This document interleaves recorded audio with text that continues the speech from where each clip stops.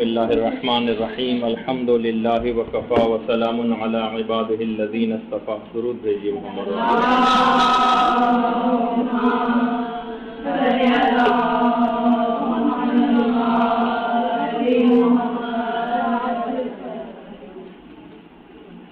سب سے پہلے تو آپ سب طالبات کی خدمت میں ولادت باسعادت امام زمانہ علیہ الصلوۃ والسلام کی پیشگی مبارکباد.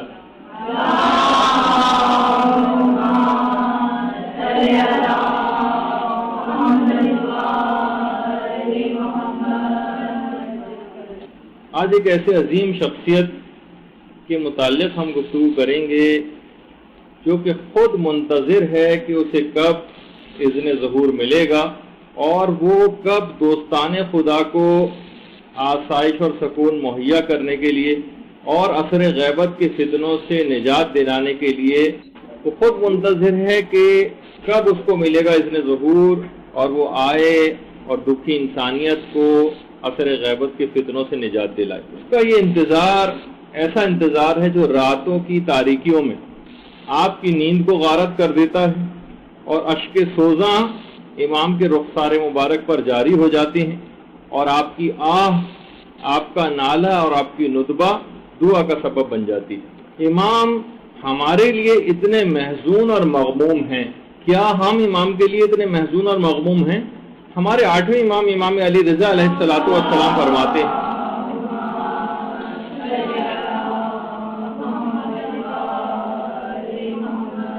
کہ قبلہ اہل دل کی جدائی سے لوگوں کی آنکھیں اشکبار.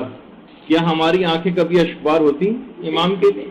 ہمارے 11ویں امام فرماتے ہیں امام زمانہ کے متعلق کہ دیندار اور مخلص لوگ آپ کے اس قدر مشتاق ہیں کہ جس طرح شام کے وقت پلٹتے ہوئے پرندے اپنے گھونسلوں کے مشتاق ہوتے ہیں.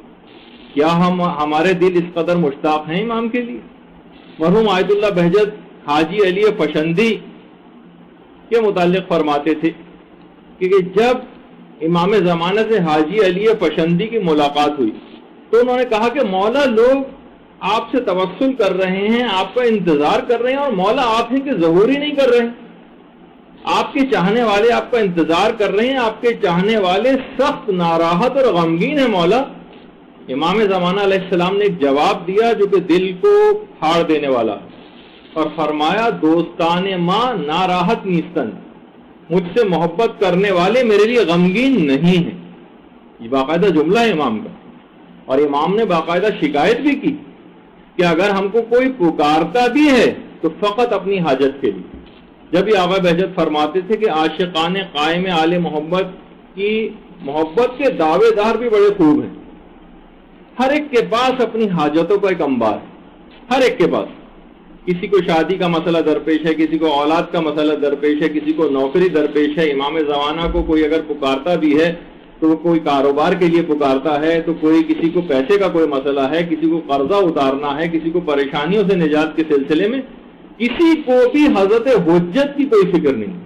یعنی دوسرے الفاظ میں یہ کہا جائے کہ اگر ہماری ساری خواہشات پوری ہو جائیں، ساری خواہشات اگر ہماری پوری بھی ہو جائیں اور ہمیں ہر چیز دستیاب ہو جائے تو پھر اس کا مطلب ہے کہ ہمیں امام زمانہ علیہ السلام کی کوئی ضرورت ہی نہیں. ہمیں تو دنیا کی چند ضروری چیزوں کے لیے ہم پریشان ہو جاتے ہیں، ذرا سے قتل و غارت گری شروع ہو جاتی ہے، ہم امام کو پکارنے لگتے ہیں اور تاکہ یہ امن و امان کا زمانہ ذرا واپس آ جائے اور اس کے بعد پھر ہم اپنی فسق و فجور سے بھرپور زندگی ویسے ہی گزارنی شروع کرتے ہیں جیسے گزار رہے تھے اس سے پہلے. کسی کو اگر امام چاہیے بھی ہے نا تو صرف اپنی آسائش کے لیے چاہیے. ان کے لیے ایسے افراد کے لیے جن کا بھی یہ نظریہ ہے ان کے لیے امام زمانہ ایک خیالی اور افسانوی شخصیت سے زیادہ معاذ اللہ نہیں.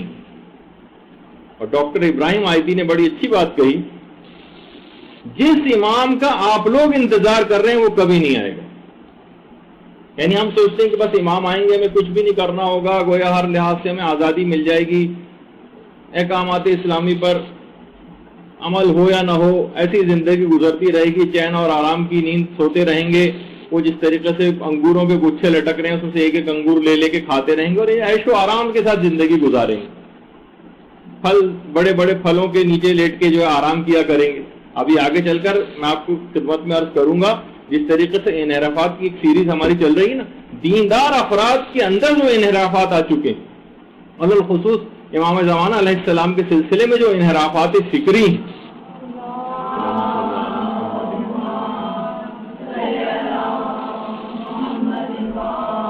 جو لوگوں نے اپنے دماغ میں تصور بنایا ہے امام زمانہ کا، امام زمانہ ہرگز بھی ویسے نہیں، جس کا انتظار اس طرح کے افراد کر رہے ہیں اس امام کو کبھی نہیں آنا، اور جس قسم کا امام آئے گا وہ آ کر بھرپور طریقے سے جب اسلامی چیزوں کا نفاذ کرے گا تو ایسے تمام افراد اس کے بعد ان کو چھوڑ کر مخالفین کے کیمپ کی طرف جائیں گے۔ تو دیکھیے امام زمانہ علیہ السلام کی ذات گرامی وہ ذات گرامی ہے کہ آپ مسلسل اپنے چاہنے والوں اور ماننے والوں کے درمیان میں رہتے ہیں۔ ایسا نہیں ہے کسی جزیرے وغیرہ میں گویا امام معاذ اللہ وہیں بس رہتے ہوں، وہیں پر زندگی گزارتے ہوں، ہمارے آپ کے درمیان، بلکہ آپ کی اپنی محفلوں اور آپ کی مجلسوں تک کے اندر شرکت کرتے ہیں۔ آیت اللہ بہجت خود فرماتے کہ بعض صاحب معرفت افراد نے خود امام زمانہ علیہ السلام کو ان مجالس توسل کے اندر حاضر ہوتے ہوئے دیکھا ہے، مجالس توسل میں، اور خاص طور پر مجالس حدیث قصہ میں۔ دیکھیے بہت اہم بات ہے، انحرافات جو آ رہے ہیں اس کے اندر ایک انحراف یہ جس پر کبھی ہماری پوری گفتگو ہوگی، ایک نشست ہوگی، انحرافات جو فکری جو دیندار طبقے کے اندر جو انحرافات آئیں اس میں پوری ایک جو انحرافات آ رہے ہیں اس پہ پوری ہماری گفتگو ہوگی کہ حدیث قصہ تک کے لیے اب اس قسم کے نعرے لگنے شروع ہو گئے کہ حدیث قصہ جو ہے وہ ان اوتھینٹک ہے، اور بہت سے نام نہاد علمی حلقوں سے بعض اوقات یہ بات آ جاتی ہے جس پہ ہماری پوری انشاءاللہ کبھی گفتگو ہوگی۔ آیت اللہ بہجت فرماتے ہیں کہ صاحب معرفت افراد نے خود دیکھا ہے کہ امام زمانہ علیہ السلام مجالس توسل میں حاضر ہوتے ہیں اور مجالس حدیث قصہ میں خود آتے ہیں۔ یہ خاص طور پر ایک بات ہے، اور یہ بھی بات بہرحال کہی گئی ہے کہ نہ صرف یہ کہ خود امام زمانہ بلکہ صاحب معرفت افراد نے خود دیکھا ہے کہ پیغمبر اسلام امیر المومنین شہزادی فاطمہ الزہرا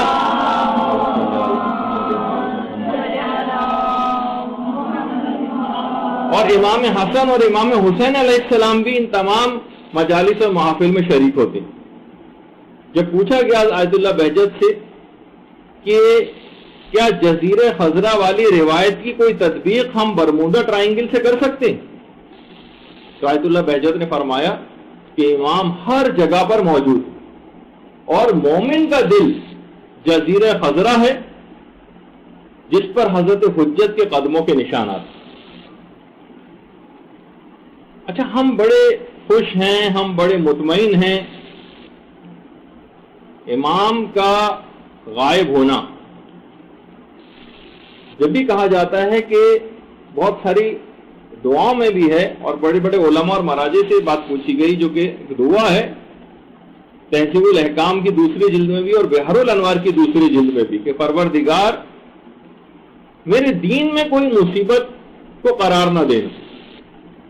جب پوچھا گیا کہ دین کی مصیبت کیا ہے تو علماء اور مراجع یہی بات فرماتے ہیں کہ امام کا غائب ہونا اس سے بڑھ کر دین کی کوئی مصیبت نہیں، کہ آپ کا امام موجود ہو، آپ کا امام زندہ ہو، آپ کے درمیان زندگی بسر کرتا ہو، لیکن آپ اسے دیکھ نہ پائیں، آپ اس سے اس لحاظ سے رابطہ نہ کر پائیں۔ تو بہرحال یہ دین کی ایک بہت بڑی مصیبت ہے جس کو ہمیں محسوس کرنا چاہیے کہ ہم کتنی بڑی مصیبت میں مبتلا ہیں، اور جب انسان مصیبت میں مبتلا ہوتا ہے تو اس کو دفع کرنے کے لیے کتنے ہاتھ پاؤں مارتا ہے، کتنی دعائیں کرتا ہے۔ تو اسی لحاظ سے اس سلسلے میں دعاؤں کی بڑی اہمیت ہے۔ یہی وجہ ہے کہ دیکھیے لوگ ائمہ سے التماس دعا کے لیے آتے تھے کہ مولا آپ خدا سے یہ ہمارا کام کروا دیجئے، یعنی امام سے آ کر التماس دعا کرتے تھے۔ حضرت حجت آپ سے التماس دعا کے لیے کہتے ہیں۔ کتنی آرام سے آپ نے یہ بات سن لی کہ حضرت حجت علیہ الصلوۃ والسلام آپ سے التماس دعا کرتے ہیں کہ میرے ماننے والوں میرے ظہور کے جلدی کے لیے دعائیں کیا کرو۔ تو بہرحال بالآخر آنے والا آئے گا اور لوگوں کو آ کر مالا مال کر دے گا، معرفت کے خزانوں سے مالا مال کرے گا، دین و دنیا کی ہر چیز آپ کو عطا کرے گا، اور کیوں نہ ہو کہ وہ سخی و کریم خاندان کا خون اس کی رگوں میں دوڑ رہا۔ حال آتا کا تسلسل آخر کیسے ختم ہو سکتا ہے؟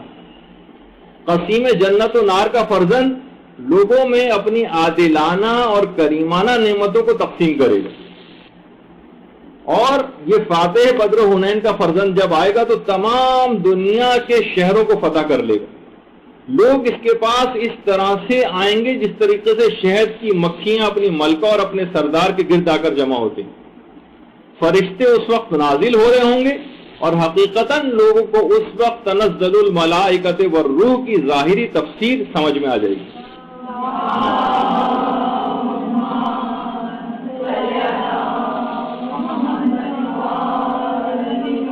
بکریاں اور شیر ایک گھاٹ پانی پیئیں گے اور چھوٹے چھوٹے ننھے بچے سانپ اور بچھوؤں کے ساتھ کھیلا کریں گے۔ یہ اس کا بیٹا ہے، یہ امام زمانہ علیہ السلام، کہ جس کے عدل کے لیے شاعر نے کہا ہے کہ حافظ اگر ہو عدل جناب امیر کا، شعلہ پہن لے جسم پہ کرتا حریر کا۔ اس کا فرزند ہے یہ۔ تو بہرحال جب یہ آ کر اپنی عادلانہ حکومت کو قائم کرے گا، اسے امیر المومنین تک دیکھنے کے خواہش مند، اور یہی وجہ ہے کہ امام زمانہ علیہ السلام کا ایک لقب عین الحیات بھی، زندگی کا سر چشمہ۔ اصلاً ہماری اپنی پوری زندگی امام زمانہ علیہ السلام کی مرہون منت، انہی کے صدقے میں ہم لوگ جی رہے ہیں۔ امام کا ایک لقب ربیع الانام بھی، انسانیت کی بہار۔ واقعتاً انسان کی تمام تر صلاحیتیں ساکت و جامد ہو کر ہونے کے بعد آپ ہی کی بدولت حیات نو پائیں گے۔ امام کا ایک لقب مطہر الارض بھی، آپ زمین کو کفر و شرک اور گناہ کی آلودگیوں سے بالکل پاک کر دیں گے۔ امام کا ایک لقب یعصوب المتقین بھی، متقین کا پیشوا۔ اس طرح امام المتقین امیر المومنین علیہ السلام کا لقب ہے یعصوب المتقین، متقین کا پیشوا امام زمانہ کا ایک لقب۔ آپ کا ایک لقب کاشف البلوا بھی، بلاؤں کا دور کرنے والا۔ جتنی دکھ تکالیف اور پریشانیاں آج ہم کو نظر آتی ہیں، آپ دیکھیں گے کہ کتنی تیزی کے ساتھ وہ سب چیزیں دور ہو جائیں گی۔ امام کا ایک لقب المزخر لتجدید الفرائض والسنن بھی، واجبات اور سنن الہی کی تجدید کا ذخیرہ۔ لوگ یہ سمجھتے ہیں، جیسے میں نے ابھی کہا تھا نا، کہ امام آئیں گے بس آرام ہی آرام اور سکون فوراً ہی ہو جائے گا۔ کتنی محنت کرنی پڑے گی، کتنی کوششیں کرنا پڑیں گی۔ میں روایات آپ کو آج موقع ملا تو سناؤں گا کہ ائمہ نے بیان فرمایا کہ جب آئیں گے تو ان کے ساتھ دینے والے اپنی سواریوں پر ہی اپنا خون اور پسینے کو بہائیں گے۔ مسلسل اتنا کام کرنا پڑے گا، اتنا کام کرنا پڑے گا، اور ایک ایک واجبات اور ایک ایک مستحبات پہ اتنی سختی کے ساتھ عمل درآمد ہوگا کہ باقاعدہ ایک ذخیرہ ہے ان کے پاس، المزخر لتجدید الفرائض والسنن۔ یہ آ کر چیزیں معاف نہیں ہو جائیں گی، شریعت معطل نہیں ہو جائے گی، بلکہ پوری بھرپور طریقے سے اسلامی اقدار کا نفاذ ہوگا۔ اور ہم ہیں کہ ہم سو رہے ہیں غالباً، اور فقط چند دنیاوی نعمتوں کے لیے ہم امام کو چاہتے ہیں۔ یعنی کتنی کم قیمت لگائی ہے ہم نے اپنے امام زمانہ علیہ الصلوۃ والسلام کی معذرت، صرف اتنی چھوٹی چھوٹی چیزوں کے لیے ہمیں امام درکار ہے، اس عظیم نعمت الہی کی یہ قیمت۔ تو بہرحال امام علیہ السلام، دیکھیے ایک بات اور آپ کی خدمت میں عرض کر دی جائے کہ امام خود تڑپ تڑپ کر اپنی تعجیل فرج کے لیے دعائیں کرتے۔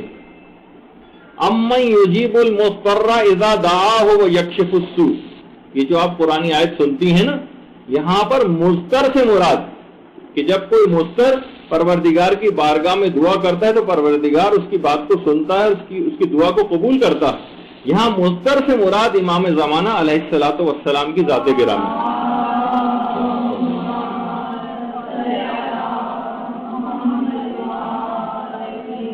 امام کے اپنے احترام میں پروردگار عالم امام کی دعاؤں کو قبول کر لیتا۔ اور تعجیل فرج کا انتظام ہو بھی جاتا، لیکن امام اپنی دعا کو واپس لے لیتے. امام کی دعا قبول ہونے کے بعد امام اپنی دعا کو واپس لیتے، کہتے ہیں کہ امت تیار رہی، میں اگر اس وقت آ بھی گیا اور ظہور میں نے کر بھی لیا تو میری اپنی امت میرے خلاف ہو جائے گی. آپ کو پتہ ہے کہ امام کے خلاف ہونے کے معنی کیا ہے؟ کافر ہو جانا. ابھی امت تیار ہی نہیں. جب بھی علماء بہت سے جملے کہتے ہیں نا، بہت سے علماء کہ ارے امام ہمارا کب غائب ہے؟ امام حاضر ہے، امت پوری کی پوری غائب ہے. ہم غیبت میں ہیں، امام غیبت میں نہیں. امت حاضر ہی نہیں، امت تیار ہی نہیں. جب امت تیار نہیں تو امام کی نصرت کیا کرے گی؟ تو دیکھیے یہ ایسے افراد جو ابھی اتنے کچے دماغوں کے، جو نہ جانے کون کون سے انحرافات فکری اور ذہنی اور مذہبی اور ہر قسم کی آلودگیوں کے اندر ہیں، ابھی ان کے ذہن تیار نہیں ہوئے. امام نے اگر ظہور کر بھی لیا تو یہ امام کے خلاف ہو جائیں گے. امام اپنی دعا کو واپس لیتے. جبھی ہمارے مولانا محترم غلام علی وزیری صاحب اکثر اپنی تقریر میں مسجد میں ہی تو کہتے ہیں کہ امامت کو برداشت کرنا آسان کام نہیں. تم سے یہ 2 رکعت کا پیش امام تو برداشت ہوتا نہیں. یہ 2 مسائل تم کو بتاتا ہے تو ماننے سے انکار کر دیتے. جب وہ آ کر پورے سنن الہی کا اور فرائض کا امپلیمنٹ کرے گا اور نفاذ کرے گا اور تمہاری ایک ایک چیز کے اوپر حکم لگائے گا تو تم اس کا جب اس وقت انکار کر دو گے. تو امام اپنی اس دعا کو واپس لیتے. پچھلی دفعہ کسی خاتون نے پچھلے لیکچر کے بعد مجھے ایک پرچہ بھی دیا جس میں ایک سوال تھا اور بڑا اچھا سوال تھا کہ بھائی جب امام زمانہ علیہ السلام غیبت میں ہیں اور خدائی امان میں ہیں تو پھر ہم دعائے سلامتی امام زمانہ کیوں پڑھتے؟ اچھا سوال ہے بھائی. وہ تو خدا کی طرف سے حفاظت میں ہیں تو آخر دعائے سلامتی امام زمانہ ہمیں پڑھنے کی تاکید کیوں؟ تو دیکھیے بات اور وجہ اس کی یہ ہے کہ امام زمانہ یقیناً خدائی امان میں ہیں، عمر ان کی طویل ہے باذن خدا، لیکن امام کو آ کر کربلا والوں کا انتقام لینا ہے اور بہت سارے حسابات چکانے. اور امام جب اپنے ماننے والوں پر مظالم بھی دیکھتے ہیں اور ہماری حالت زار بھی دیکھتے ہیں تو امام اتنے محزون اور غمگین ہوتے ہیں کہ امام اکثر بیمار پڑ جاتے ہیں، اکثر بیمار پڑتے ہیں امام. اسی وجہ سے ہم کو یہ حکم ہے کہ ہم دعائے سلامتی امام زمانہ علیہ الصلوۃ والسلام کثرت کے ساتھ پڑھیں. امام بیمار بھی پڑتے ہیں، امام غمگین بھی ہوتے ہیں، امام روتے بھی ہیں، ساری رات جاگتے بھی ہیں. کس طریقے سے اپنی امت کے لیے کارہائے امامت کو مسلسل سر انجام دے رہے ہیں. پوری دنیا کا ایک نظام امام کے انڈر میں جس طریقے سے چل رہا ہے سارا، وہ سب اپنے تمام فرائض کو انجام دے رہے ہیں اور اس کے ساتھ ساتھ انتہائی محزون اور مغموم اور مضطر ہونے کی وجہ سے شدت کے ساتھ زیادہ تر حالات کے اندر بیمار پڑ جاتے ہیں. اس وجہ سے ہم کو یہ حکم ہے کہ ہم دعائے سلامتی امام زمانہ علیہ الصلوۃ والسلام پڑھتے رہیں.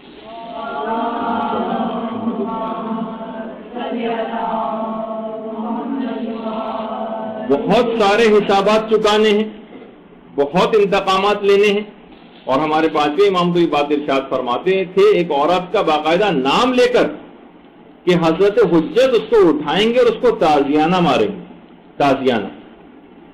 اور دختر رسول فاطمہ الزہرا سلام اللہ علیہا کا انتقام لیں گے اس عورت سے.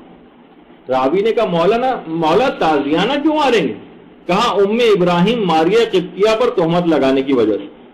راوی حیران رہ گیا، مولا اتنی زیادہ تاخیر، یعنی اس کا بدلہ لینے کے لیے؟ یعنی پیغمبر اسلام خود بدلہ لے سکتے تھے.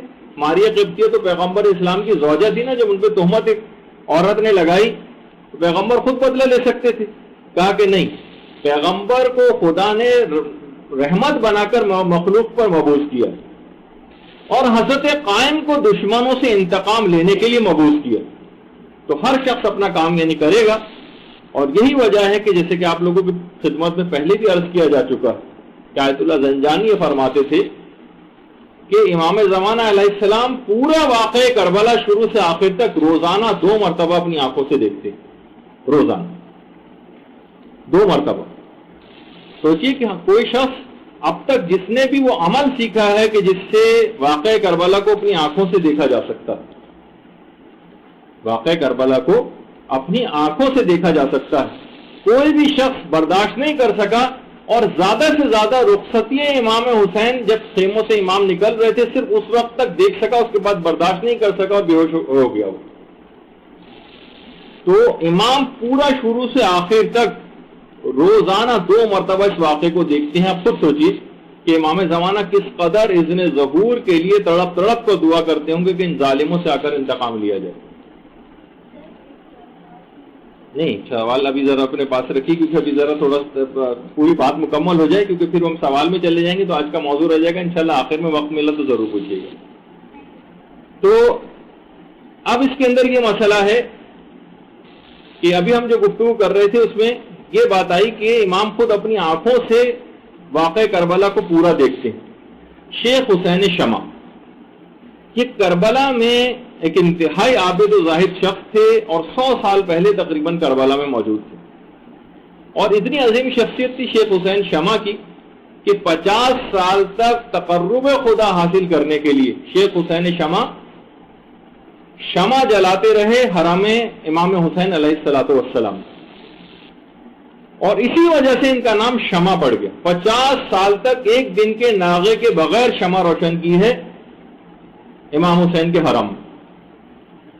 ایک دن حرم کے جو کلید بردار جو منتظم تھا کیئر ٹیکر, اس نے دیکھا کہ حرم امام حسین علیہ السلام یہ جو پوری زری ہے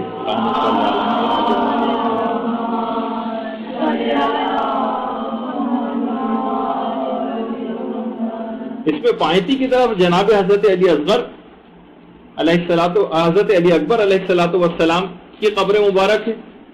تو وہاں سے دیکھا کہ حضرت علی اکبر کے پاؤں کے پاس سے زمین حرم کی نیچے کی طرف دھس رہی ہے. روضے کے جو کلید بردار تھے انہوں نے شیخ حسین شمع کیونکہ انتہائی عبادت گزار عابد زاہد ہر وقت پاک و پاکیزہ اور باوضو رہنے والے, ان کو اپنے پاس بلایا اور کہا کہ آپ کو نیچے سرداب میں جانا ہے جہاں قبریں ہیں اور وہاں دیکھنا ہے کہ مٹی جو سرک رہی ہے اس کا کیا معاملہ ہے.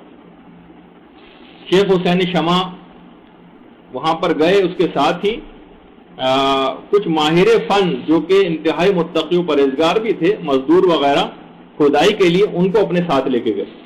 شیخ حسین شمع نے ایک رسی بھی اپنی کمر سے باندھی. یہ وہ واقعہ ہے جو شیخ حسین شمع نے اس واقعے کو گزرنے کے بعد اپنے زمانے کے جو مرجع تھے اور کتنے ہی علماء اس وقت ان کے ساتھ بیٹھے ہوئے تھے, ان کو براہ راست یہ واقعہ سنایا. شیخ حسین شمع کی کمر میں رسی باندھی گئی اور اس پہلے تھوڑی سی کھدائی کی کہ ایک آدمی نیچے جا سکے. ان کے ہاتھ میں چراغ دیا گیا تاکہ وہ وہاں سے جہاں جس جگہ کھدائی ہوئی تھی نیچے کی طرف جائیں. شیخ حسین شمع نے نیچے کی طرف گئے, آہستہ آہستہ چراغ لے کے نیچے اترے. نیچے اتر کے دیکھ کے حیران رہ گئے کہ سرداب جو ہے نیچے کا جو حصہ ہے تو بالکل خالی ہے, وہاں کچھ بھی نہیں. لیکن دیکھا کہ اس سرداب جو نیچے کا جو تہخانہ تھا اس میں خود ایک جگہ سے مٹی تھوڑی سی زمین کی طرف دھسی ہوئی تھی. انہوں نے زمین کی اس مٹی کو تھوڑا سا پھر ہٹایا اور سوراخ کر کے پھر اس کے نیچے بھی رسی سے اترے, کھودا اس کو اور نیچے کی طرف اترے تو دیکھا کہ ایک اور اس کے نیچے دوسرا سرداب بھی, ایک اور تہخانہ.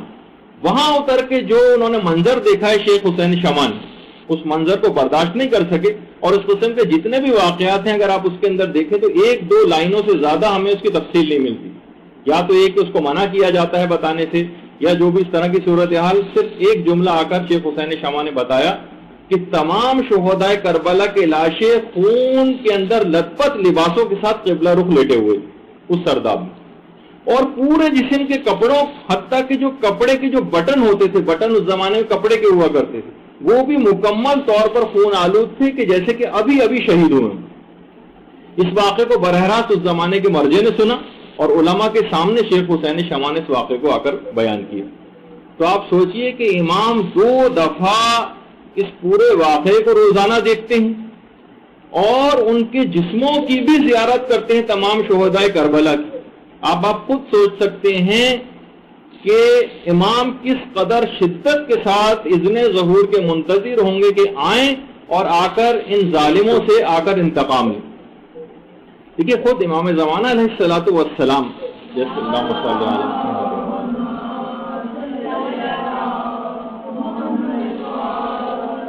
انتہائی ایکٹیولی کارہائے امامت انجام دے رہے ہیں، لوگوں سے ملاقاتیں بھی کر رہے ہیں.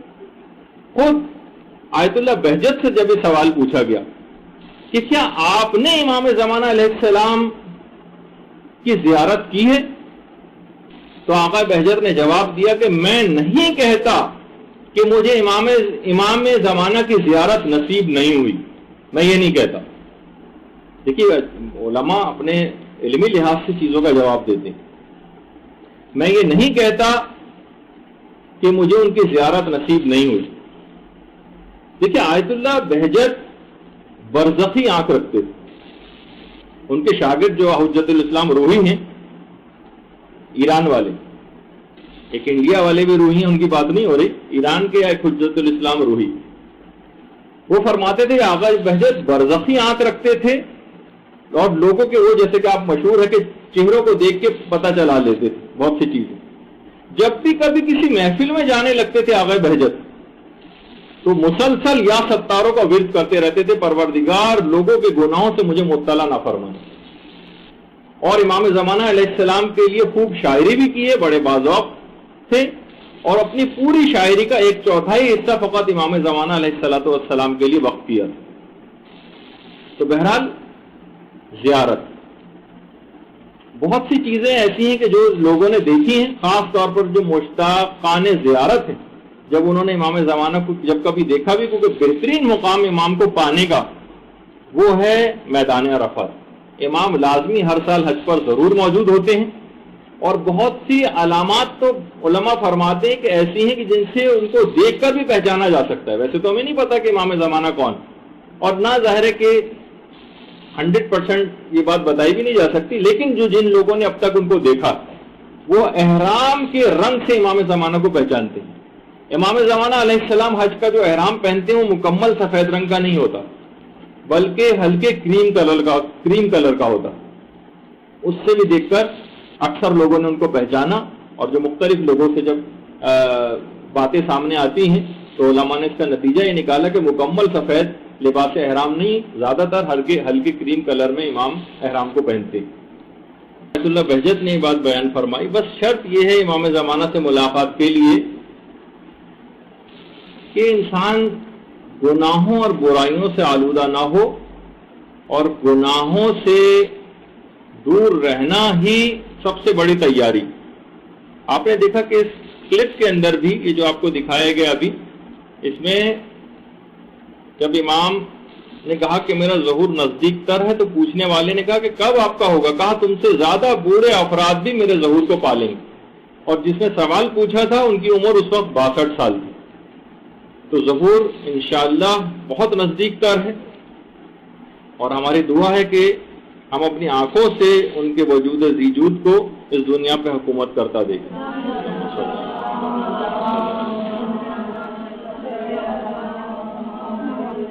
آقا بہجت ایک بات اور بھی کہتے تھے کہ دیکھیے جو گناہوں سے بچنا ہے یہ بہت اہم چیز. مردان خدا کبھی بھی لہو و لعب کی طرف نہیں جاتے، اور نہ ہی لہو و لعب کے اندر اتنی طاقت اور قوت ہوتی ہے کہ وہ مردان خدا کو اپنی طرف متوجہ کر سکے. جب بھی بہت سے علماء بیان فرماتے ہیں کہ مشتاقان زیارت جو ہیں ان کو ایک تو یہی تقوی الہی اختیار کرنا چاہیے، اور کثرت کے ساتھ امام کی زیارت کے لیے درود کو پڑھنا چاہیے.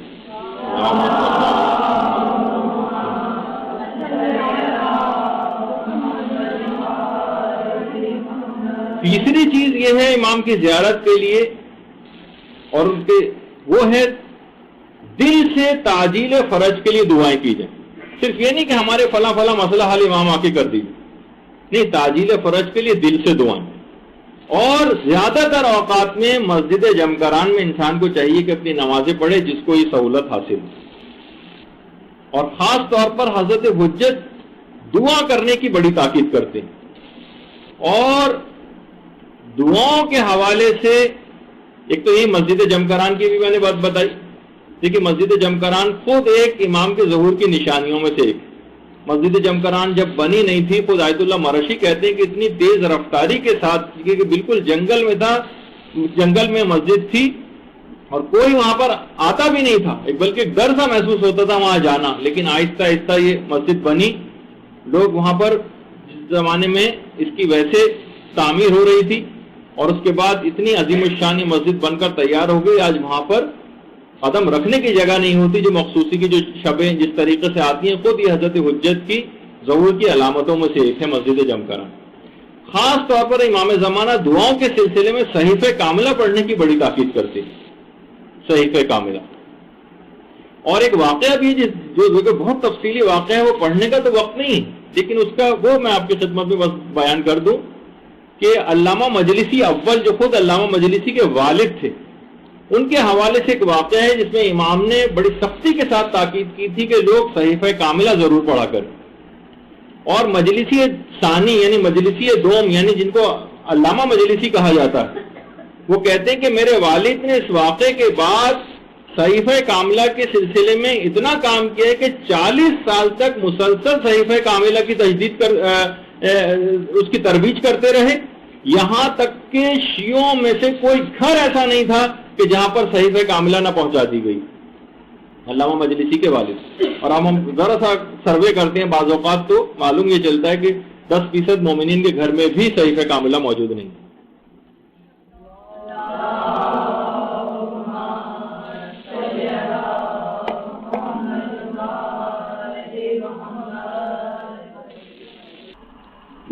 تو امام زمانہ علیہ الصلوۃ والسلام خاص طور پر صحیفہ کاملہ پڑھنے کی بڑی تاکید کرتے۔ اور ویسے بھی اگر آپ دیکھیں ایک اور اہم ترین بات کہ امام زمانہ دعاؤں کے سلسلے میں 3 وسیلوں کو بہت اہمیت دیتے، 3 وسیلے: پیغمبر اسلام کا وسیلہ، حضرت امیر المومنین کا وسیلہ، اور شہزادی کونین فاطمۃ الزہرا سلام اللہ علیہ کا وسیلہ۔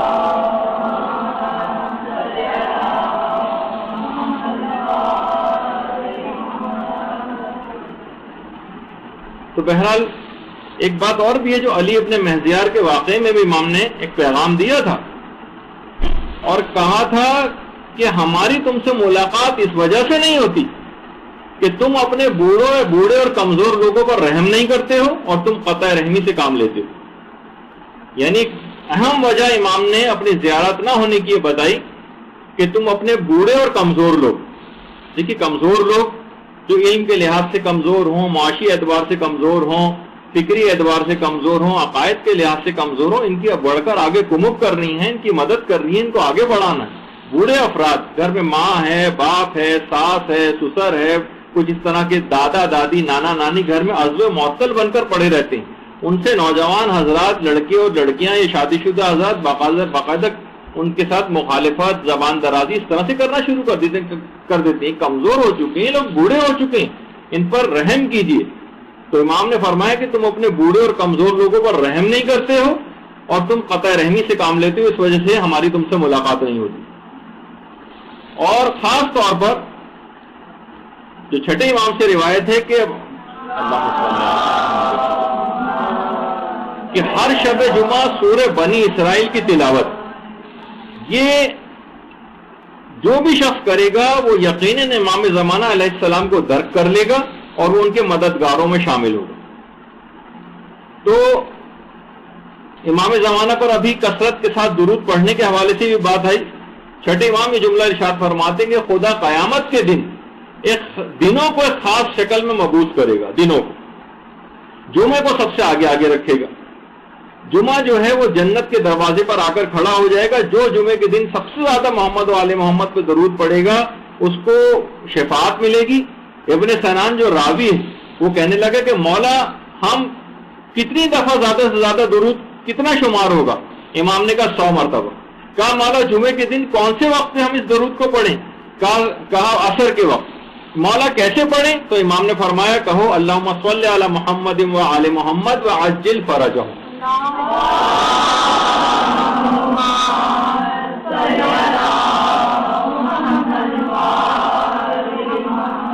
علی ابن طاؤس فرماتے ہیں جمعے سے مراد حضرت صاحب آخر الزماں وہ مراد۔ اب خود سوچئے کہ امیر المومنین کے ذرا عظمت و جلالت کا سوچئے، اور وہ اتنی عظمت و جلالت رکھنے کے بعد امام زمانہ کے اس قدر مشتاق ہیں کہ خود امیر المومنین فرماتے ہیں میں ان کی حکومت کے ایام میں انہیں دیکھنے کا کس قدر مشتاق ہوں، اور مسلسل مومنین ان کے ذکر اور ان کی یاد کے ساغر پئیں گے، اور ان کی یاد کے سوا کسی کی یاد ایسی نہیں ہوگی. یہ خود امیر المومنین کا جملہ ہے. یہ وہ علی کہہ رہا ہے کہ جس کے فضائل کی کوئی حد اور انتہا نہیں. اور باقاعدہ آیت اللہ بہجت فرماتے ہیں کہ آیت اللہ مرزا حسین نوری یہ سامرہ میں تھے، ان کا ایک باقاعدہ ایک دستور تھا. دیکھیے مولا امیر المومنین کی بھی ذرا شان بیان ہو جائے بھی، کیونکہ 13 رجب ابھی گزری ہے کچھ ہی عرصے پہلے. مرزا حسین نوری کا سامرہ میں دستور تھا کہ 2 راتوں میں 50 افراد کی دعوت کیا کرتے تھے، طالب علموں کی، 50 کی جمعرات کو، 50 کی جمعے کو. ایک دفعہ غلطی سے دعوت نامہ چلا گیا 100 افراد کو ایک ہی رات کے لیے. بڑا سخت پریشان، اب منع بھی نہیں کروا سکتے، تو بہت پریشان ہوئے. اور پریشان ہونے کے بعد مرزا حسین نوری اس زمانے کے ایک بہت بڑے عالم اور فقیہ آخوند ملا فتح علی سلطان آبادی کے پاس گئے. آخوند ملا فتح علی سلطان آبادی ان کو سارا واقعہ سنایا کہ 50 لوگوں کا انتظام ہے، 100 لوگوں کو دعوت نامے چلے گئے. آخوند ملا فتح علی سلطان آبادی نے کہا کہ پریشان ہونے کی کوئی ضرورت نہیں، میرے آنے تک دیگ میں کچھ ڈالنا نہیں. بہرحال جب وقت آیا پکانے کا ان کو بلایا گیا. فتح علی سلطان آبادی وہاں گئے، ایک کپڑا منگوا کے دیگ کے اوپر رکھا، اندر خالی دیگ میں دائیں بائیں ہاتھ چلاتے رہے، اور 3 مرتبہ ایک جملہ انہوں نے کہا، علی خیر البشر ومن ابا فقط کفر. علی مناقب امیر المومنین جلد 2 میں بھی اور بحر الانوار کی 26ویں جلد میں بھی ہے. علی بہترین انسان ہے، اور جو اس کا اعتقاد نہ رکھے وہ قطعاً کافر. اس کے بعد سامان سارا اٹھایا اور دیگ میں ڈالا، اور اس کے بعد جب کھانا پک کر تیار ہوا 100 افراد پیٹ بھر کر کھانا کھا کے گئے، تب بھی کھانے میں کوئی کمی واقع نہیں ہوئی.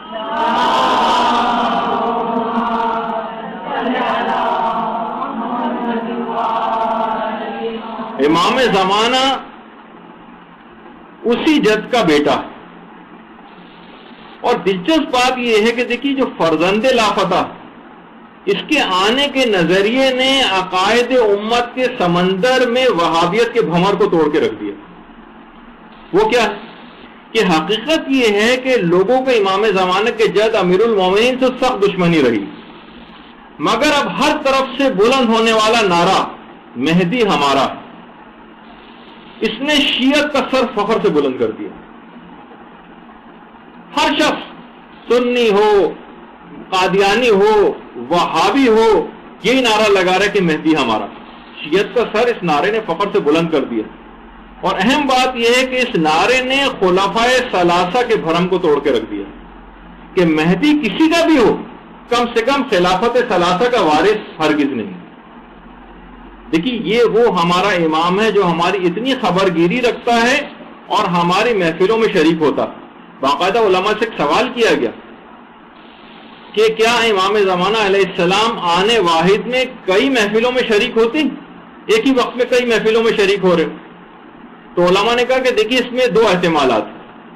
اگر امام زمانہ حاضر ہو رہے ہیں، حضور سے مراد یہ ہے کہ ان کی نظر عنایت، وہ تو ہر محفل اور مجلس پر اس قسم کی جو مجالس توسل یا مجالس فضائل جو ہوتی ہیں اس کے اوپر امام کی عنایت خاص اور رحمت خاص ہوتی ہے. تو یقیناً امام زمانہ اس لحاظ سے اگر کہا جائے کہ امام زمانہ کے حضور سے مراد ہے کہ ان کی عنایت خاص، وہ تو ہر مجلس پہ ہوتی ہے.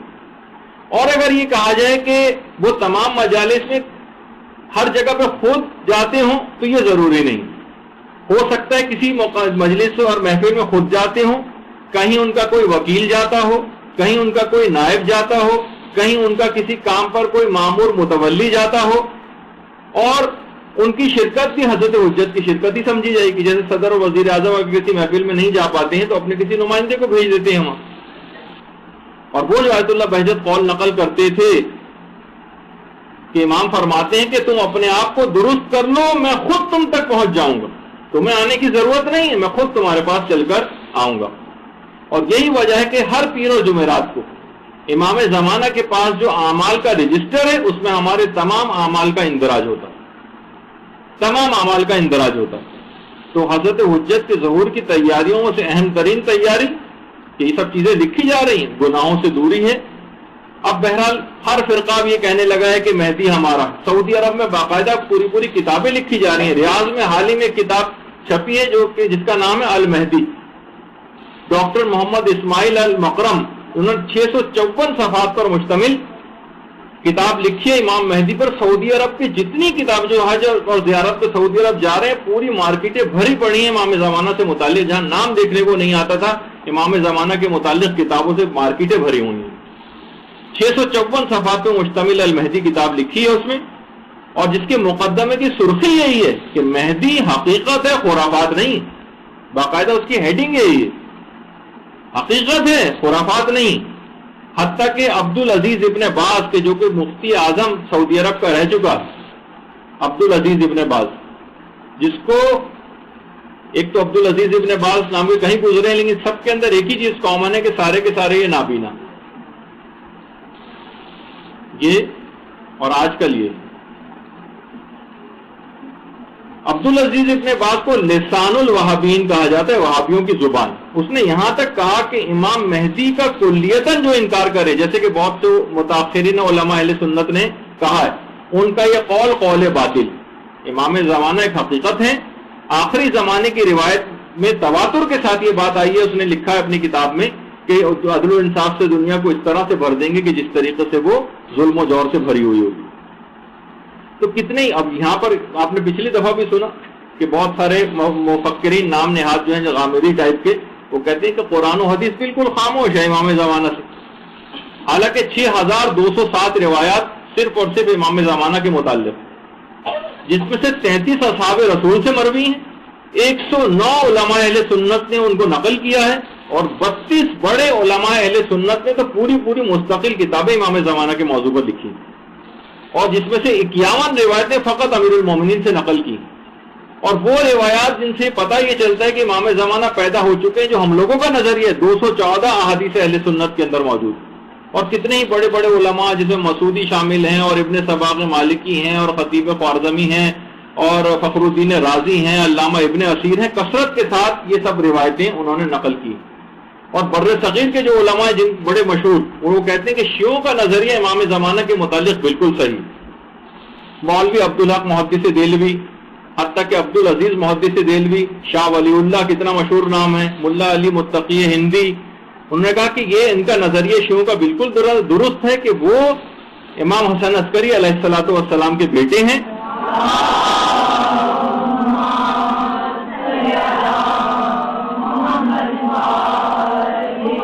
یہ ریاض سے جو ایک کتاب شائع ہوا المہدی، اس میں غامدی ٹائپ کے جو افراد ہیں جن کا نظریہ یہ ہے کہ امام مہدی کا نظریہ کچھ نہیں ہے، ایسی لوگوں کی زبانوں پر انہوں نے بنایا ہوا ہے، ایسے افراد کی رائے کو انہوں نے کہا یہ گمراہ لوگوں کی رائے ہے، اور اس کو گمراہ فرقے سے انہوں نے تعبیر کیا. تو بہرحال یہ تمام چیزیں ایسی ہیں کہ بہت بڑے بڑے سنی علماء تک اب اس بات کے قائل ہیں جو بہت بڑی چینج. ابھی کچھ ہی عرصے پہلے ڈاکٹر اسرار احمد کا انتقال ہوا، آپ کو پتا ہے کہ ابتدائی طور پر یہ شخص کتنا زیادہ امام زمانہ کے خلاف، بعد میں جو اس نے کتابیں لکھی اس میں انتصاب امام زمانہ کے نام لکھا، بہت سے لوگوں کی رائے کس طرح سے تبدیل ہوئی. تو بہرحال ابن سیرین یا ابن سیرین سنیوں کا ایک بہت بڑا اہل سنت کا عالم گزرے. انہوں نے کہا کہ میرا تو نظر یہ ہے کہ امام مہدی علیہ السلام حضرات شیخین سے بھی افضل ہیں، حضرت ابو بکر اور عمر سے. جب ان سے کہا کہ وہ کیسے، تو انہوں نے کہا کہ میرے پاس اس کی دلیل یہ ہے کہ پیغمبر اسلام کی روایتوں میں امام زمانہ کو خلیفۃ اللہ کہا گیا ہے، جبکہ ہم حضرت ابو بکر و عمر کو زیادہ سے زیادہ خلیفہ رسول کہہ سکتے ہیں. ان کو روایت میں خلیفۃ اللہ کہا گیا ہے. تو جو اپنے خلف سے افضل نہ ہو اس کے سلف سے افضل کیسے ہو سکتا؟ اس کے باوجود بھی یہ تمام جملے لکھنے کے بعد یہ لکھ دیا جاتا ہے، اب ظاہر ہے کہ اپنی بات بھی تو ان کو لکھنی ہے نا، کہ یہ مہدی ہمارا والا ہے، شیعوں والا نہیں، یا یہ روافض والا نہیں. چلے بھائی ٹھیک ہے، وہ مہدی جو بھی ہے وہ آپ کو مبارک ہو، آنے دیجئے، خود پتہ چل جائے گا کہ وہ کس کا.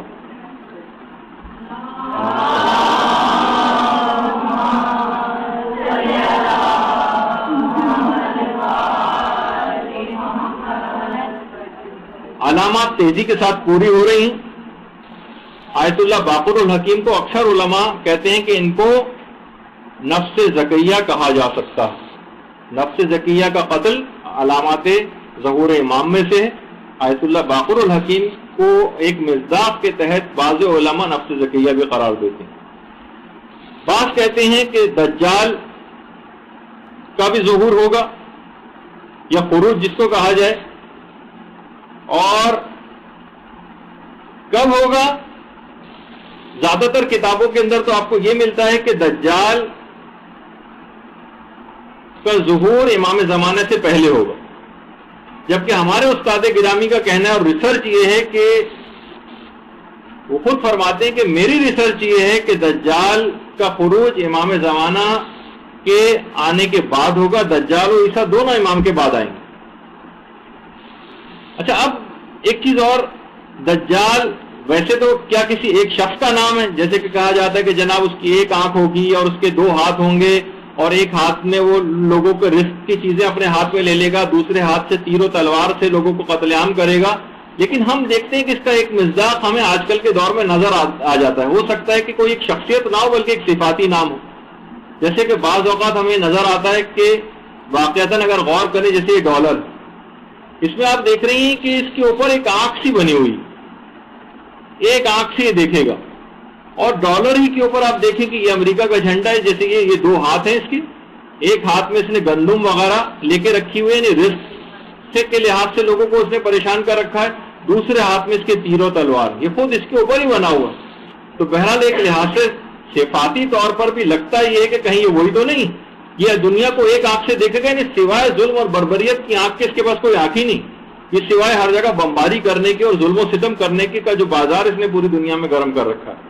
تو ایک اچھا اس لحاظ سے, اور دوسرے ہاتھ میں اس نے یہ جو سینکشنز ابھی دیکھا ہے, ایران پہ سینکشنز لگاتے ہیں, اس طرح سے کرتے ہیں کتنی چیزوں کے اوپر, یعنی اب لوگوں کو بھوکا مارنے والی جو ان کی پالیسیاں شروع ہو گئی. اسی طریقے سے دوسرے ہاتھ میں کیا ہے کہ تیر و تلوار, یعنی بمباری کرتے پھرتے ہیں. اب بہرحال یہ بھی کہا گیا جیسے کہ یہ چیزیں اخبارات میں آتی ہیں, لیکن یہ اتنی آتھینٹک چیزیں نہیں ہوتی کہ اسرائیل میں حال ہی میں ایک بچہ پیدا ہوا ہے جو ایک آنکھ کا ہے. تو ہو سکتا ہے بہت سے افراد نے اس کو بہت مشہور کرنا شروع کر دیا کہ یہ ہو سکتا ہے کہ دجال ہی ہو, واللہ عالم ہوگا یا نہیں ہوگا, لیکن بہرحال یہ ایک صفاتی نام ہے. اچھا, اب اس میں ایک بات آپ کی خدمت میں عرض کر دی جائے کہ اس کا جو طریقہ واردات ہے, طریقہ واردات وہ کیا ہے. دجال کا ایک طریقہ واردات وہ ہے جو کہ ہمارے استاد محترم نے اس سلسلے میں بڑی اچھی چیز بتائی ہے, وہ ذرا آپ سنیے. کہ جب زمانے کے امام ظاہر ہوں گے تو ان کے لشکر کو ختم کرنے کے لیے دشمن کیا اٹیک کرے گا, اس میں یہ تھا کہ یہی اٹیک کرے گا. امام زمانہ کے لشکر کے مقابلے میں میزائل یا بم استعمال نہیں کیے جائیں گے, وہ ایک سیکنڈری چیز ہوگی. اصل یہی ہوگا کہ لشکر امام میں بے حیائی پھیلائی جائے گی, اس لیے کہ بلعم باور کے واقعے سے لے امام زمانہ کے لشکر تک کے واقعے میں یہ چیز کامن, ایک اشارہ کر دوں کہ یہ چیز کہاں سے سامنے آئے, یہ دجال کے واقعے سے. دجال جب آئے گا تو اپنے ساتھ ہر وہ چیز لے کر آئے گا جو معاشرے کو بے حیا بناتی. 3 چیزیں معاشرے کو بے حیا بناتی. نمبر 1 عورتوں کی بے حجابی, نمبر 2 گانے بجانے کا حد سے زیادہ استعمال, اور نمبر 3 رزق حرام.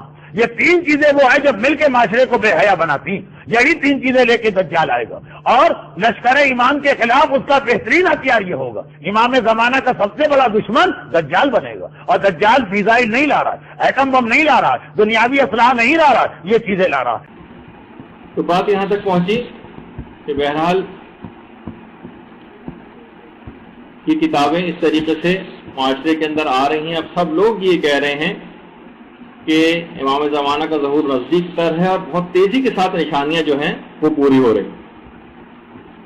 اور یہ بات بھی ذرا دماغ میں رہے کہ ایران کے گرد تیزی کے ساتھ جو گھیرا تنگ کیا جا رہا, اس سلسلے میں البتہ یہ ہے کہ آپ کو آج کی اس محفل میں ایک لحاظ سے 2 خوشخبریاں جو ہیں وہ سنائی جائیں کہ ایران کے گرد جو اپنے تئیں گھیرا تنگ کیا جا رہا ہے اور تمام مومنین سخت پریشان.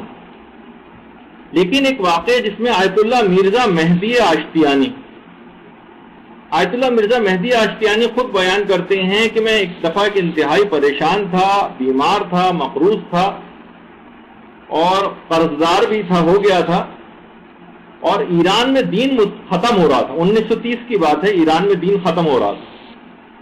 تو کہنے لگے ایک دفعہ میں قرآن کی تلاوت کر رہا تھا, تو جب قرآن کو میں نے کھولا تو اس میں سورہ محمد نکل آئی. میں نے فوراً مصلی بچھا کے 2 رکعت نماز پڑھی اور اس کو پیغمبر اسلام کو ہدیہ کیا. اور بڑا میں متفکر بیٹھا ہوا تھا ایران کے حالت زار پر اور اپنی ان تمام تکالیف پر. میں منہ سے کہنا چاہتا تھا بڑی محبت سے یا رسول اللہ، لیکن میرے آنسو آ گئے میری آنکھوں میں اور میری آواز رند گئی. اچانک سے میں نے دیکھا کہ ایک سورج کی طرح سے ایک درخشندہ ایک چہرہ جو ہے وہ میرے سامنے آ گیا.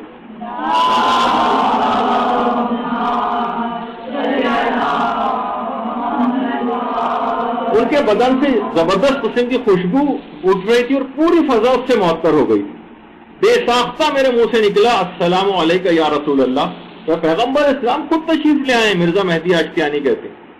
پیغمبر نے بہت محبت بھرے لہجے میں مجھے جواب دیا، میرے سلام کو کہا مرزا مہدی کیا ہوا؟ میرزا مہدی، یہ نہیں ہے مرزا نہیں ہے، میرزا. میرزا مہدی کیا ہوا؟ میں نے اپنا تمام دکھ پیغمبر اسلام کے سامنے بیان کیا، اپنی بیماری، اپنا قرضہ، اور کہا کہ یا رسول اللہ میں اپنی بیماری اور قرضے اور پریشانیوں پہ تو صبر کر سکتا ہوں، لیکن میں ایران کی بے دینی پہ صبر نہیں کر سکتا. یہاں دین رخصت ہو رہا ہے، نوجوان کمیونسٹ ہو رہے ہیں، اور یہاں جو تقی ارانی ہے، ایک جو کمیونسٹ تھا اس پر شیطان مسلط ہے، وہ یہاں کے نوجوانوں کو بالکل گمراہ کر رہا ہے اور کمیونسٹ بنا رہا ہے. مجھے ڈر ہے کہ ایران روس کی طرح سے ملحد اور بے دین نہ ہو جائے. تقی ارانی وہ شخص تھا جس نے اس زمانے میں تودے پارٹی سب سے پہلی کمیونسٹ پارٹی ایران کے اندر بنائی تھی. تو بہرحال اس کے بعد 1940 کا زمانے میں یہ تقی ارانی قتل ہو گیا. پیغمبر اسلام نے میرے جملے سنے، اس کے بعد مسکرائے، اور مسکرانے کے بعد ایک جملہ کہا جو آپ سب لوگوں کی تقویت کے لیے. پیغمبر نے فرمایا تم بے فکر رہو، میں نے ایران کو اپنے فرزند علی رضا کے سپرد کر رکھا.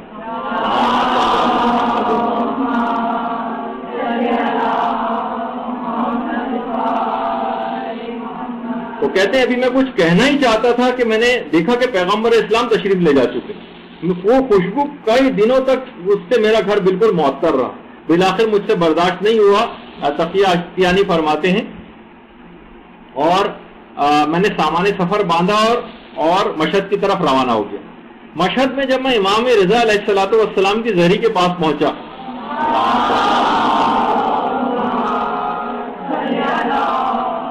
اور میں نے زیارت پڑھنا شروع کی زہری کے بالکل سامنے کھڑے ہو کر، تو اچانک میں نے دیکھا کہ ایک نورانی شخصیت ایک نورانی تخت کے اوپر زہری کے اوپر جلوہ فروز ہے یہاں.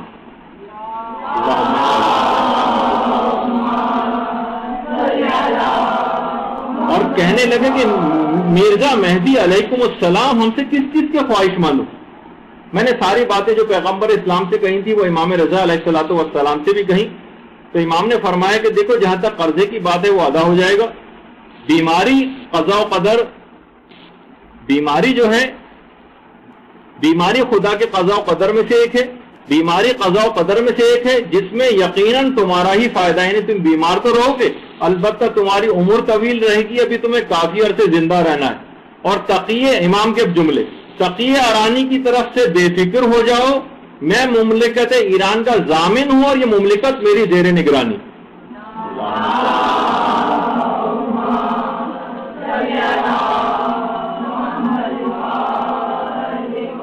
دیکھیے بہرحال قابل تعریف لوگوں کی تعریف نہ کرنا یہ خود ایک بہت بڑا ظلم.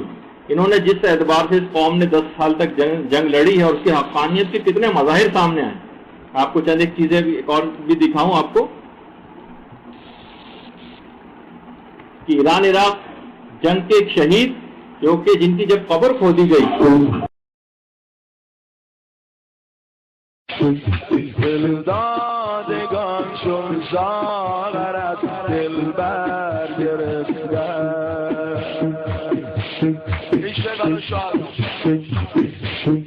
از غیر دلبر دامن دلبر گرفته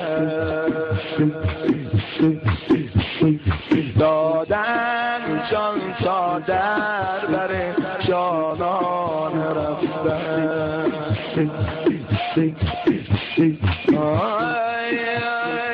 دادن دل جا در بر دلبر گرفته رفتن یاران شاباش. 30 سال کے بعد جب ان کا جنازہ کھولا گیا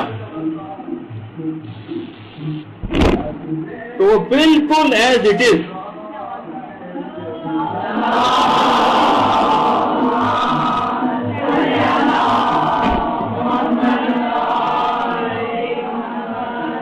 اتنی حقانیت کی 30 سال پہلے یہ نوجوان شہید ہو چکا ہے ایران عراق جنگ، جب کسی وجہ سے قبر کھودی گئی تو بالکل ویسے ہی کہ جیسے ابھی ابھی کسی کا انتقال ہو، بال تک بالکل ویسے ہی موجود تھے۔ اس قوم نے بڑی قربانیاں دی ہیں بہرحال، اور یقیناً جب بھی پیغمبر اسلام نے کہا کہ میں ان کی یہ میری ضمانت میں، تو اس لحاظ سے مرزا مہدی آشتیانی کے اس واقعے کے اندر بھی یہ بات پتہ چلی کہ بہرحال یہ مکمل امام کی زیر نگرانی حکومت چل رہی ہے، دشمن کتنا بھی کچھ کر لیں انشاءاللہ کبھی یہ نقصان نہیں پہنچا سکے۔ اور صرف ایرانی کی بات نہیں، اور چیزوں کی بھی امام رضا نے اور امام زمانہ نے ضمانت لی ہوئی۔ آیت اللہ حسن زادہ عاملی یہ جو درمیان میں یہ فرماتے ہیں کہ جس وقت میری عمر 15 سال تھی، ماشاءاللہ اس وقت حیات ہیں آیت اللہ حسن زادہ عاملی، وہ فرماتے ہیں کہ مجھے ایک ایسی بیماری تھی کہ میری آنکھیں بے انتہا خراب ہو گئی اور میں تیمم کر کے نمازیں پڑھتا تھا، کیونکہ پانی اتنا نقصان دہ تھا کہ ڈاکٹروں نے کہا تھا اگر ایک بوند پانی بھی آنکھوں میں گیا تو تمہاری خیر نہیں۔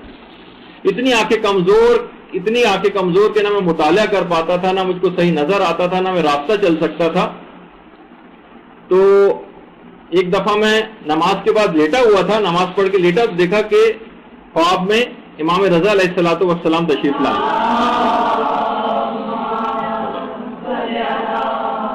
کہنے لگے کیا بات ہے، آج کل ہماری زیارت کو بہت کم آ رہے ہو۔ میں نے کہا کوشش کر کے میں نے کہنا چاہتا تھا کہ مولا آپ جانتے ہیں کہ میں تدریس و تصنیف و تعلیف میں مصروف ہوں اور یہ بھی آپ ہی کی خدمت ہے، میں اس وجہ سے آ نہیں پاتا ہوں، لیکن آپ کا حکم سر آنکھوں پر، میں زمانے میں قم میں تھا، کہ میں ضرور صبح سویرے معصومہ قم کے زیارت کے لیے حاضر ہو جاؤں گا۔ تو دوران گفتگو امام نے فرمایا میں تمہاری آنکھوں کا ضامن، اور اس کے بعد میری آنکھ کھل گئی، میں دوڑ کر پانی کے پاس گیا اور پانی سے پورا وضو کیا، اور وہ دن ہے اور آج کا دن ہے، اس واقعے کو 55 سال ہو چکے اور میری آنکھیں بالکل ویسے ہی صحیح اور سالم ہے، اور مجھے پورا یقین ہے مرتے دم تک میری آنکھوں میں کوئی پرابلم اور نہیں ہے۔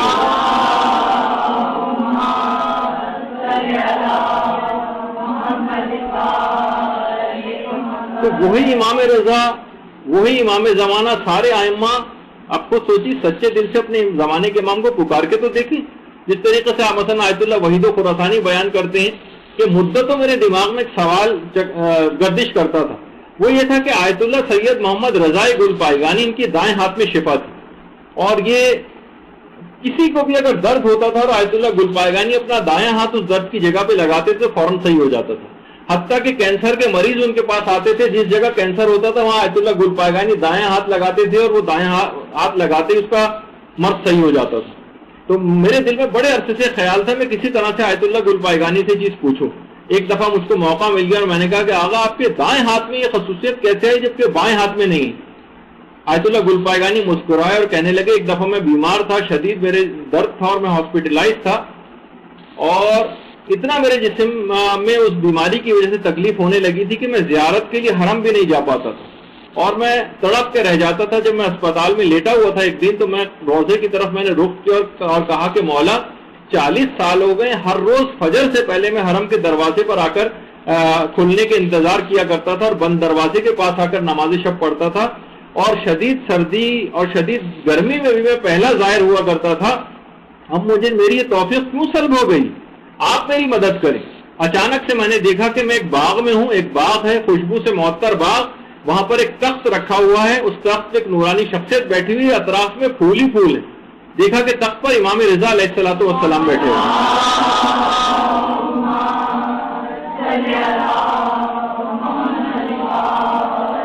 امام نے اپنا ہاتھ بڑھایا اور ہاتھوں سے خود ایک پھولوں کا گلدستہ بنایا اور میرے دائیں ہاتھ میں دیا۔ میں نے اپنے دائیں ہاتھ میں اس امام کے دستے مبارک سے گلدستہ پکڑا، اچانک سے میری آنکھ کھل گئی۔ دیکھا کہ اسپتال میں ہوں، جسم شدت کے ساتھ درد کر رہا ہے، بے اختیار اپنا دائیں ہاتھ میں نے درد کی جگہ پہ رکھا، اچانک سے درد غائب ہو گیا۔ جہاں جہاں اپنے جسم پہ ہاتھ رکھتا گیا وہاں سے درد غائب ہوتا چلا گیا۔ مجھے اسپتال میں ایک مریض کے درد سے کرراہنے کی آواز آئی، میں اپنے بستر سے اٹھا، اس کے درد کی جگہ پہ ہاتھ رکھا، مریض کا درد بھی غائب ہو گیا۔ انہوں نے کہا وہ دن ہے اور آج کا دن جس بیمار پر بھی میں ہاتھ پھیرتا ہوں اس کا وہاں سے وہ درد اور وہ بیماری اور تکلیف غائب ہو جاتی۔ اصل بات یہ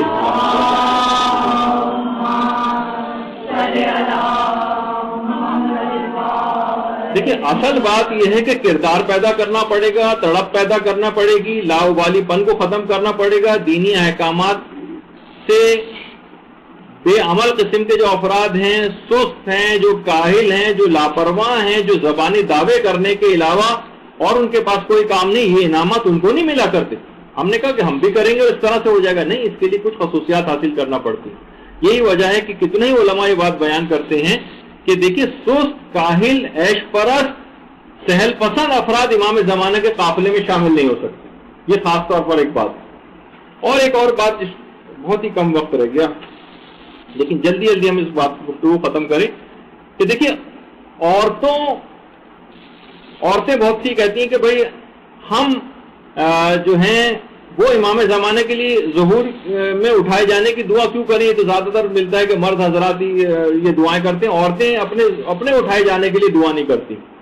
دیکھیے بہار الانوار کی 52ویں جلد میں علامہ مجلسی نے لکھا ہے کہ 300 افراد جب مکے میں موجود ہوں گے امام زمانہ کی مدد کے لیے، ان میں 50 عورتیں بھی ہوں گی، لہذا عورتوں کو بھی ویسے ہی دعا کرنی چاہیے جیسے مردوں کو. آج آقا نجم الدین طبسی، ان سے ہماری حج پہ ایک درس کے اس میں ملاقات بھی ہوئی تھی، ان کا ایک درس سننے کا موقع بھی ملا تھا. یہ خود فرماتے ہیں کہ ظہور سے قبل اور ظہور کے بعد کی جتنی بھی روایت ہیں اس میں دجال کی اکثر پیروکار جو ہیں عورتیں اور یہودی ہوں گے.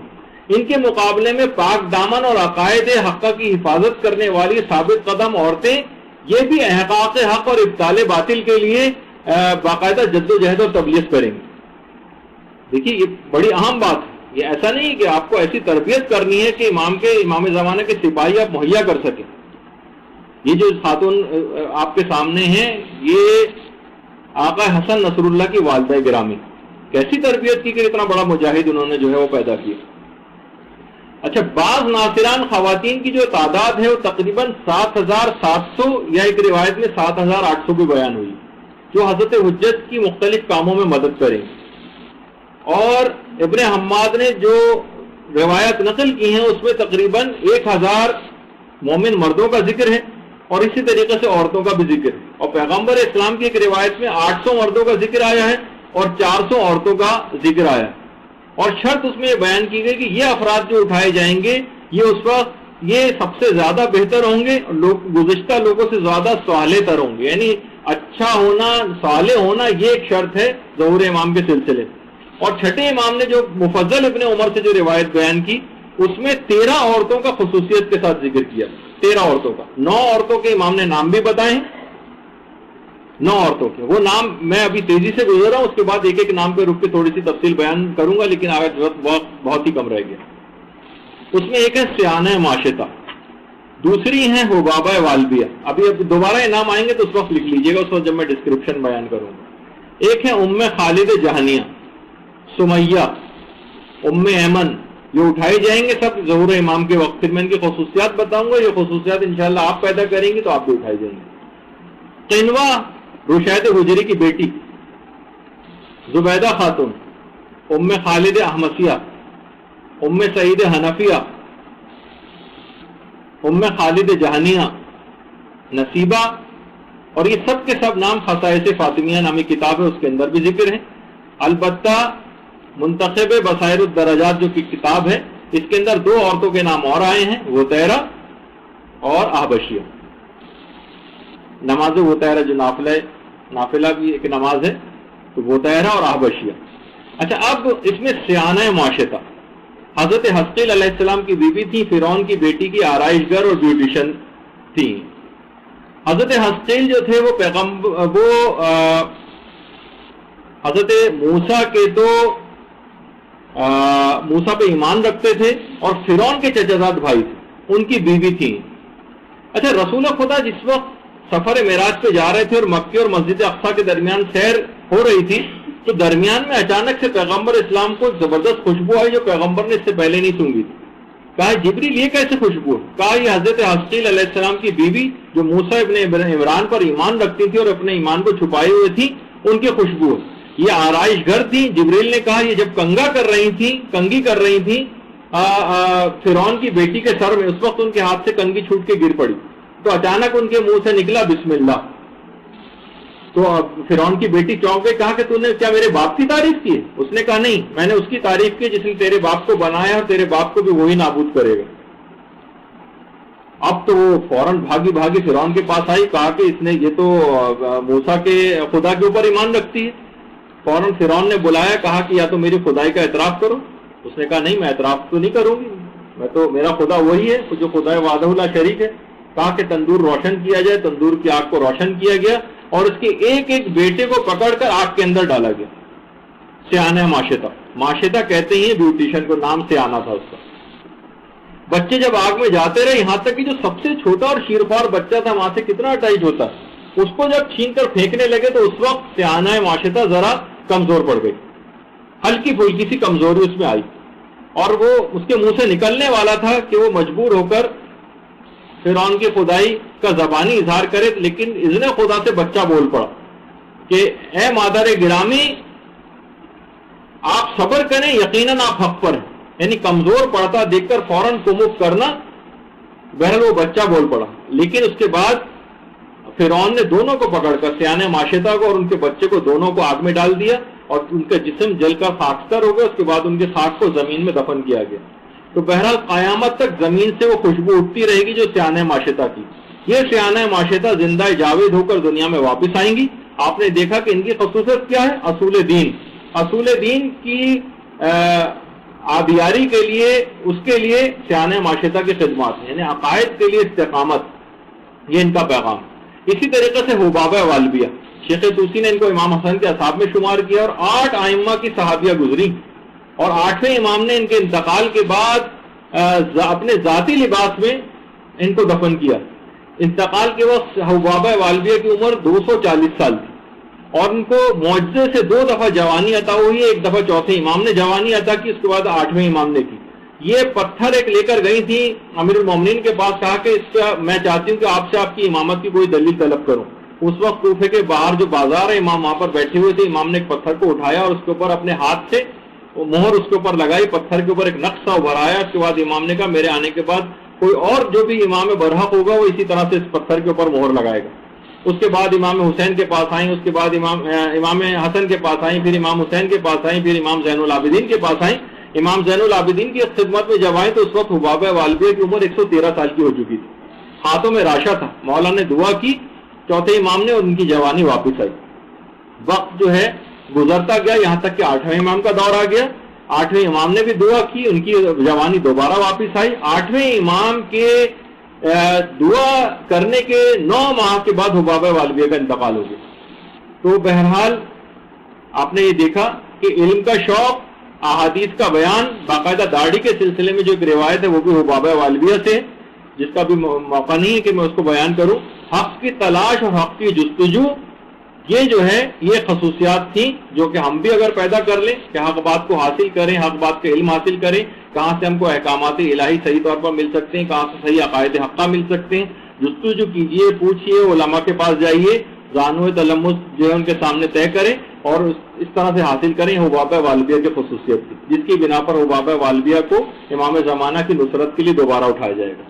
اس کے بعد خالد جہانیہ, جب عراق کا حاکم یوسف ابن عمر آیا تھا تو اس نے حضرت زید ابن علی کو کوفے سے بلا کر, آپ کو پتہ ہے کہ شہید کیا تھا, تو خالد کے ہاتھوں کو شیعہ ہونے اور حضرت زید کے قیام کی طرف مائل ہونے کے جرم میں خالد جہانیہ کے ہاتھ کاٹ دیے گئے تھے.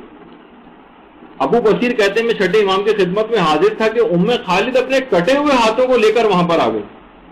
معمولی بات, اتنی فصیح و بلیغ اور عالمہ خاتون تھی, اور جو ان کے مناظر اور اثبات امامت کے ایسے دلائل رکھتی تھی کہ امام صادق نے ابو بصیر سے کہا کہ اے ابو بصیر, خالد کی باتیں سننے کے تم خواہش مند ہو؟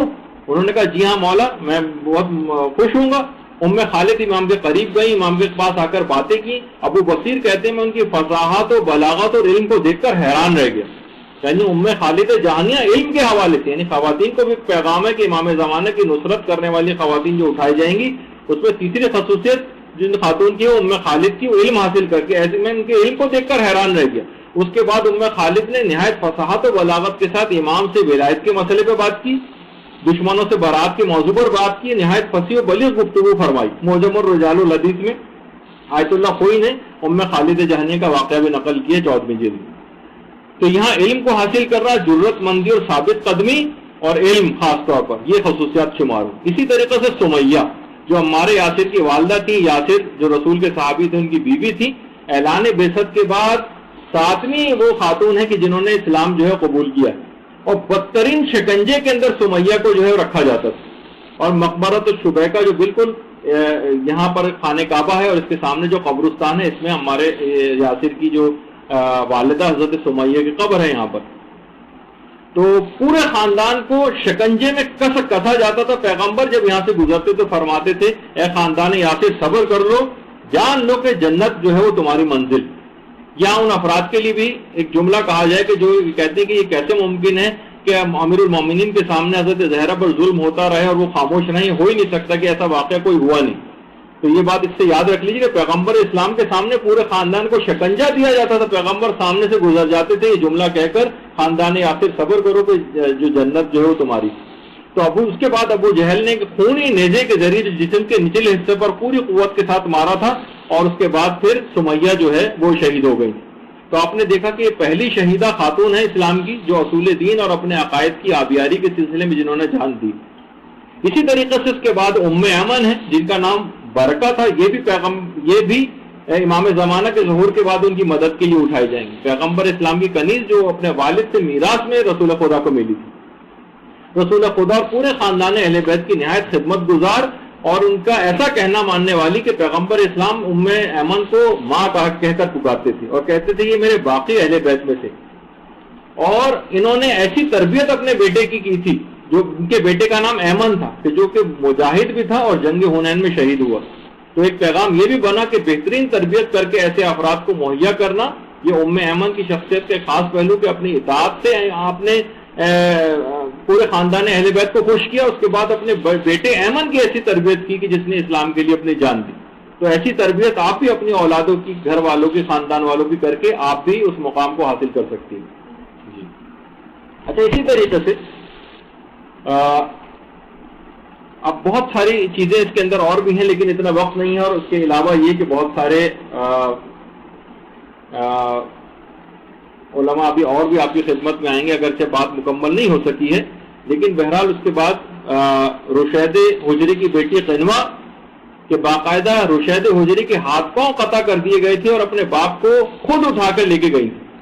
اور اس کے بعد جب انہوں نے فضائل امیر المومنین بیان کرنے شروع کیے تو قنوہ کہتی ہیں کہ اس کے بعد ابن زیاد کے لوگ آئے، انہوں نے میرے باپ کی زبان بھی کاٹ دی. تو آپ خود سوچئے کہ اتنے مظالم کو برداشت انہوں نے کیا اور اتنی جمع مرضی کے ساتھ یہ سارے جو ہے وہ مقابلے کیے. اور اسی طریقے سے زبیدہ خاتون یہ ہارون رشید کی بیوی تھی، لیکن آپ دیکھیں کہ جب محبان اہل بیت میں سے تھی، ہارون جب اس عقیدے سے آگاہ ہوا کہ یہ شیعان علی میں سے ہیں تو اس نے قسم کھائی تھی کہ میں زبیدہ کو جو طلاق دے دوں گا.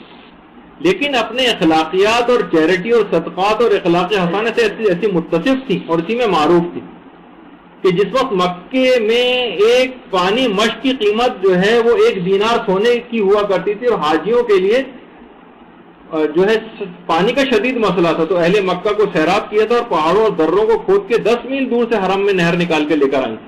100 کنیزیں ایسی زبیدہ خاتون کے پاس تھیں جو کہ ساری کی ساری حافظہ قرآن تھیں اور ہر ایک کا وظیفہ یہ تھا کہ ایک جز قرآن کو اس طرح سے پڑھیں کہ اطراف کے گھروں میں تمام رہائشی مکانات تک اس قرآن کی تلاوت کی آواز جائے. ان کی خصوصیت کیا تھی؟ یعنی ظالم بادشاہ کی بیوی تھی لیکن دنیاوی چکا چوند اور زرق برق لباسوں اور زیورات سے متاثر نہیں ہوئی بلکہ ان دنیاوی نعمتوں کو اسلام کی راہ میں خرچ کیا اس لحاظ. اچھا، اسی طریقے سے یہ ان کی کاخ میں ان کی قبر بھی ہے زبیدہ خاتون کی. اس کے بعد ام خالد احمسیہ یہ بھی امام کی نصرت کے لیے اٹھائی جائیں گی جس طرح سے زبیدہ خاتون کہ باقاعدہ ایسی بیمار تھی کہ طبیبوں نے شراب کے علاوہ کوئی حل نہیں بتایا تھا. امام کے پاس آئی تھی اور کہا کہ مولا آپ اجازت دیں تو میں شراب پیوں گی ورنہ نہیں. امام نے جب منع کر دیا تو اپنی تندرستی کی نعمت کو مسائل فقہ اور مسائل شریعہ معلوم کر کے اور اس پر سختی کے ساتھ عمل میں جان دے دی لیکن شراب کو پیا نہیں. اتنا بڑا مقام حاصل کیا. آپ نے دیکھا کہ ابھی تک عقائد کی آبیاری کے حوالے سے اور زبیدہ خاتون نے جو اخلاقیات کے حوالے سے اور ام خالد احمسیہ نے مسائل فقہ پر اور اسلامی احکامات پہ عمل کے حوالے سے اپنی جان دی ہے. اور یہ اگر ہم بھی اپنی زندگیوں میں اس چیز کو راسخ کریں، ان کی خصوصیات جو آئی ہیں جن کی بنا پر یہ اٹھائے جائیں گے، اپنے اندر بھی اگر ہم پیدا کر لیں تو انشاءاللہ آپ دیکھیں گے کہ ہم اور آپ خود بھی جب سختی کے ساتھ ان پر عمل درآمد ہوں گے تو امام زمانہ کی ناصرین کے لیے ان خصوصیات کی بنا پر اٹھائے جانے کے اہل ثابت ہوں گے۔ اور اسی طریقے سے بہت ساری خواتین اور ہیں، لیکن ان کا اس وقت میں تذکرہ اب اس وقت فی الحال نہیں کر سکتا، گفتگو بس ایک لحاظ سے یہاں پر روکتے ہیں۔ تو یہی ہے، آپ کو بہت اچھا ایک موقع اس سلسلے میں ملے گا۔ چند خصوصیات خواتین کی اور باقی تھیں، لیکن لب و لباب ان کا بھی یہی ہے۔ تو علوم کے لحاظ سے آپ یہ دیکھ لیں کہ سب سے اہم ترین چیز یہ کہ آپ کو علم حاصل کرنا ہے۔ خود امام زمانہ علیہ السلام کی جو والدہ گرامی تھی حضرت نرجس خاتون، روم کی شہزادی تھی،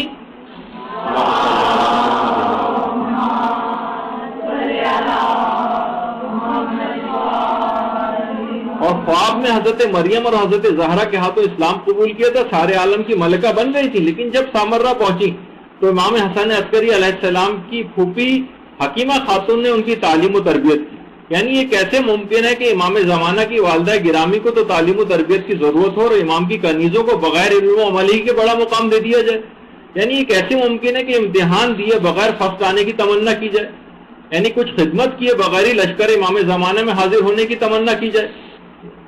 علامہ ذیشان نظر جوادی بڑا اچھا جملہ کہتے تھے نا کہ لوگوں کی بڑی مغرب و ممالک کے لوگوں کے حوالے سے کہتے تھے جب ان کے پاس جاتے ہیں تو کہتے ہیں کہ ہائے، اور پھر جب ان کو احکامات ہم بیان کرتے ہیں تو وہ کہتے ہیں وائے، ہر چیز میں شراب حرام ہے وائے، نماز پڑھنی ہے وائے، ہر چیز میں وائے، اور اس کے بعد جب سب چیز ختم ہو جاتی ہے آخر میں کہتے ہیں بائے، یعنی ہائے وائے اور بائے۔ تو بس یہی ہے کہ یہاں پر آئے، کانوں میں کچھ بات پڑی، اٹھ کر چلے گئے، گھر ویسی چلے گئے، نہ عمل کرنا ہے، نہ باتوں کو آگے پھیلانا ہے، نہ معاشرے کے اندر کام کرنا ہے۔ یہی تقریباً چیز ہماری بھی بن کے رہ گئی۔ آخر میں فقط پروردگار عالم سے دعا ہے کہ ہمیں اس قابل بنا دے کہ ہم کچھ کر کے لشکر امام میں شامل ہونے کی تمنا کر سکیں، صرف باتیں ملانے والے نہ بنے، کیونکہ کامیابی تو کام سے ہوگی نہ کہ حسن کلام سے ہوگی۔ وصلی اللہ علی محمد وآلہ الطیبین الطاہرین۔ آخر میں دعا امام زمانہ ہم لوگ پڑھتے ہیں اور اس کے بعد پھر اسی پر ہی آج کا درس اختتام پذیر ہو جائے گا۔ ایک سیکنڈ ذرا اس کے ساتھ پڑھ لیں تو زیادہ مناسب ہوگا۔